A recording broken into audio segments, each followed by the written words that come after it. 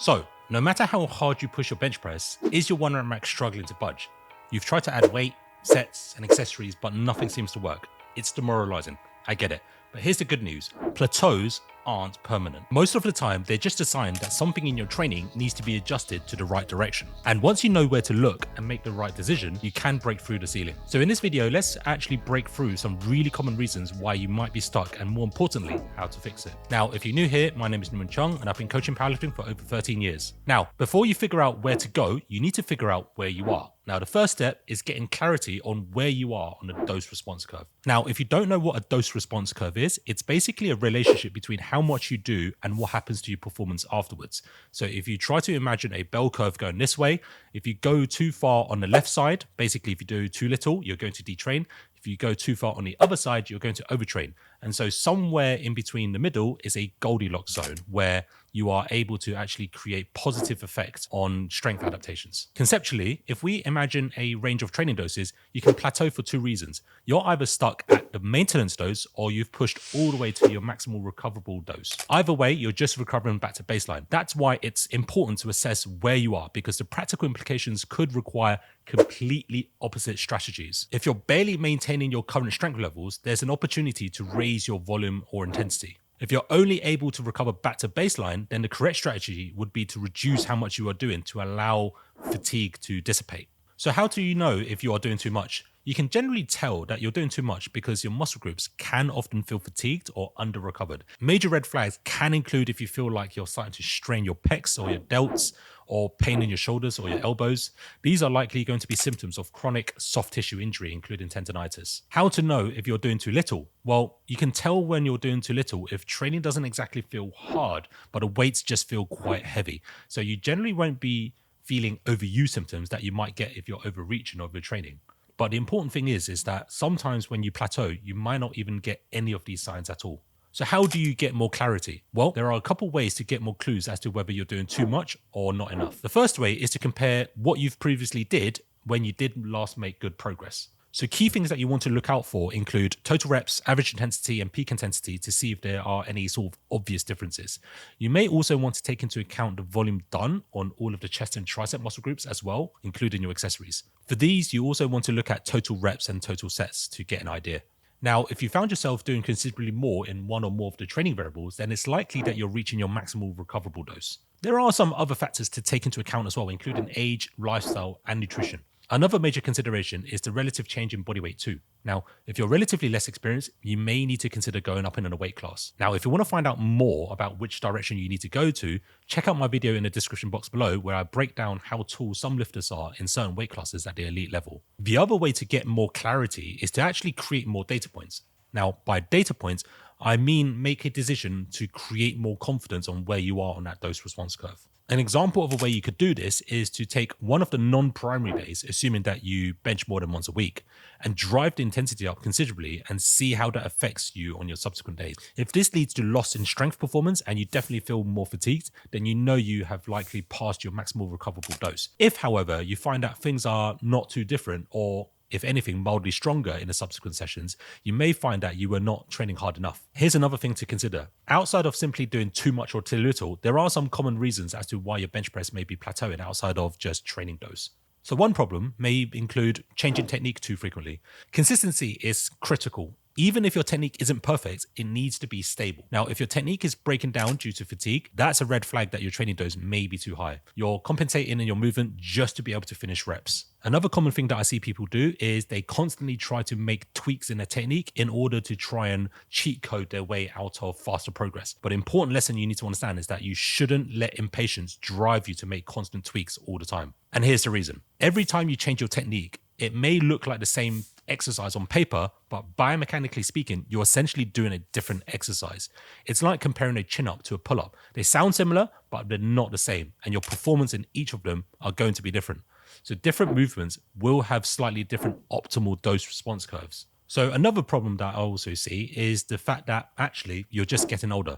Now let's talk about something that many lifters ignore, age. As you age, your body is no longer the same body that you had before. Both for biological and lifestyle reasons, your optimal training dose may potentially shift. It's entirely possible that you cannot recover from the same levels of volume intensity that you were used to before. But that doesn't mean that you can't get stronger. A good example is Daiki Kodama from Japan. He's been able to progress through his life and into his master years, into his mid-40s, and even hit a lifetime PB of 233 kilos as a classic bencher. Now, I can't say for certain that what his training program is like nowadays, but it's just to emphasize that strength can still be built towards the master years. Now, the key takeaway that I take away from this is that you should always, every so often, revisit lower levels of training doses to see how you respond. And sometimes what you'll find is that less is more, especially as the years add up. The next problem I also see is pushing all training days too hard. Some lifters are simply just way too aggressive with their programming. What happens is that you push past your maximal recoverable dose very quickly and build up that fatigue there, and then you're forced to deload hard or even detrain just to pay it off quick.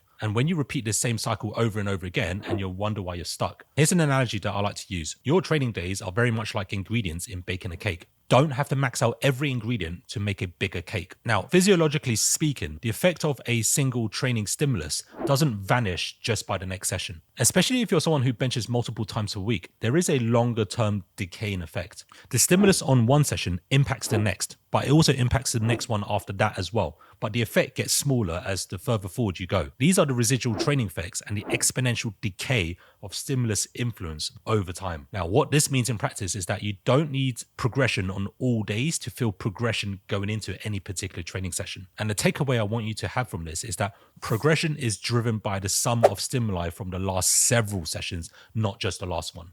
The next problem I also see is pushing accessories too hard. Now, accessories are another piece of the puzzle. Hypertrophy training is important, but there's a huge difference between optimizing for hypertrophy and maximizing for hypertrophy. You have to remember that your high intensity bench press training is already contributing to muscle mass. It's not like the bench press training only contributes to strength and that the accessory training only contributes to accessories. There is going to be a massive crossover between the two of them. And here's the other thing. Overload is important, but so is fatigue management. You need both forces working together to build momentum in strength progress. Sometimes pushing too hard on accessories reduces performance in the higher intensity sessions and the ones that actually drive up your top end strength the most. But it's for some funny reason that many lifters seem to compartmentalize training done in the accessories and in the primary lifts. They're categorized separately in language and speech, but the body experiences all of them in one go. So what's the solution here? The solution may be to keep accessories programmed either a bit more conservatively or just to keep the training dose consistent without periodizing them over long periods or both. This way, you can manipulate the training dose of the primary variations to manage overall stimulus and fatigue. But here's the thing, there's also a mindset shift as well. Just because you don't see constant progression in your accessories doesn't mean that overload and progress isn't happening from a hypertrophy perspective. And here's why. Your chest and triceps aren't separate compartments. They experience the sum of all of the stimuli, including your bench press work. And so when you have progression within your bench press training, you're going to feel a progression in stimulus that contributes to hypertrophy. The next problem I also see is too much progression since you last progressed well. One theme that I often see is that lifters are being too eager to add progressions too quickly. The key thing to remember is the ability to lift more weight today is the consequence of past overload. It's not the requirement for future overload. It is precisely this specific misconception that there needs to be progression for future progress, which is what leads to people thinking that they need to constantly implement progressions after every few blocks. Now, terms like progressive overload, progress, progression, they're misunderstood terms that can be used interchangeably with each other, which is why people design programming badly. The thing that you need to understand is they're not all the same thing. Progressive overload just means matching the stimulus to the moving goalpost of your overload threshold over time. Your overload threshold is the amount that leads to positive strength gains. And then the definition of progress is the increase in performance. So if your E1RM or your 1RM increases to another 5 or 10 more kilos, then there has been progress. And the takeaway is that progression is not necessarily needed to guarantee progress. Now, within my circle, I have seen powerlifters basically run the same program for over a year with minimal tweaks, and they still continue to make progress from it. Now, obviously, they weren't lifting the same weights block to block, but in terms of their total reps and the average intensity, they pretty much stayed consistent throughout the whole year. Outside of beginner to early intermediate lifters, for most people, your dose response curve doesn't shift from week to week or month to month. It generally changes potentially from year to year or more than that. Now, another problem that I also see is that low level discomfort from having too much specificity in training. You might be stuck because you're constantly experiencing low level discomfort in some of your joints or muscle groups. Now, sometimes it might be from having too much specificity in your training where you only perform one type of bench press, or it could be that your technique isn't quite right for you. The missing piece could also include certain accessories that you actually need in your training. Either way, that lingering discomfort can often hold you back in training and therefore in competition, because fundamentally that low level of discomfort is stopping you from being able to express maximum effort in your bench press.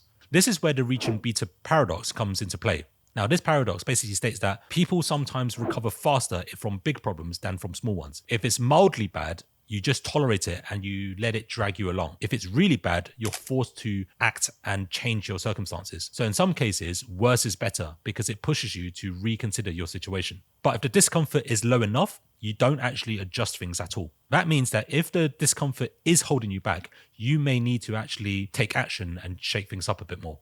So key things you might need to do include exploring different warm-up drills, accessories, or bench press variations. Useful warm-up drills that I recommend include certain breathing drills, side plank variations, and kettlebell arm bars. For bench press variations, you may want to experiment with different grip widths. You may want to try hook line positions or even dumbbell presses. So let's talk about what we can actually do within the programming. So the first strategy is training volume and intensity. Now, if you're doing too little, you need to consider what you need more of, whether it's volume or intensity, or even potentially both. So when would you actually increase volume? If you're generally already on quite a low level of volume, especially with single digit number of sets, including accessories too, if you are someone who isn't that well built yet, or if you're already someone who's got enough exposure to top end intensity, then adding volume makes sense. I normally suggest going for 1 to 2 sets to begin with and assess tolerance. This is all done in the condition that you are in good shape and you're not injured at all and you don't find your training hard. So when would you consider increasing intensity? Now, if you're getting stronger in rep work, but not in the top end work, or if it feels like the barbell is just very heavy in your hands, then intensity may be the missing piece. If training is already perceived to be hard, try experimenting with linearly periodizing a small number of sets with lower reps, but with higher absolute intensity. For example, swapping a set of 5 to a set of 3. If training is already perceived to be quite manageable, then you can explore adding an extra top set or fatigue set somewhere. For example, adding a single to a set of 3 at the start or at the end of the sets. On the other hand, if someone is already doing too much, they're always sore, dealing with tendonitis in the joints, that's a different problem. If you're dealing with chronic soft tissue injuries like this, it's very likely there's an excess of volume and intensity or both. These things happen when the stress imposed on a muscle group has exceeded the threshold that the muscle groups can handle. Basically, you're doing too much. In that case, you need to review when you last made real progress on a bench press. Looking at how much volume and intensity you were doing then and compare it to now. Tools like my program analyzer can help you compare programs side by side. Now, if you want to have access to that, make sure you click the link in the description box below. Now, if you do find that you have since implemented a lot more progression in volume or intensity or both, you may have your answer there. From there, the strategy is to start from a much lower level of intensity and titrate the training dose back up again and assess the progress. Consider going slightly lower when you have last made progress and build it from there. What you could do is run training blocks where the volume stays relatively consistent and intensity ramps up through the block. And then you run subsequent blocks with 1 or 2 sets more and compare your rate of progress from block to block. Another programming strategy is to consider training frequency. Frequency is often a useful strategy for adding volume. Sometimes, especially if the frequency is already quite low, such as 1 to 2 times frequency per week, adding volume on the same sessions may lead to a lackluster change. And so adding in between session may make sense. For example, you could consider adding 2 sets of 3 to 6 reps and then assess how that impacts your performance on subsequent days. Especially if you're on a lower end of training dose, bumping things up usually gives a relatively quick response and you'll know fast whether it's actually stimulating you.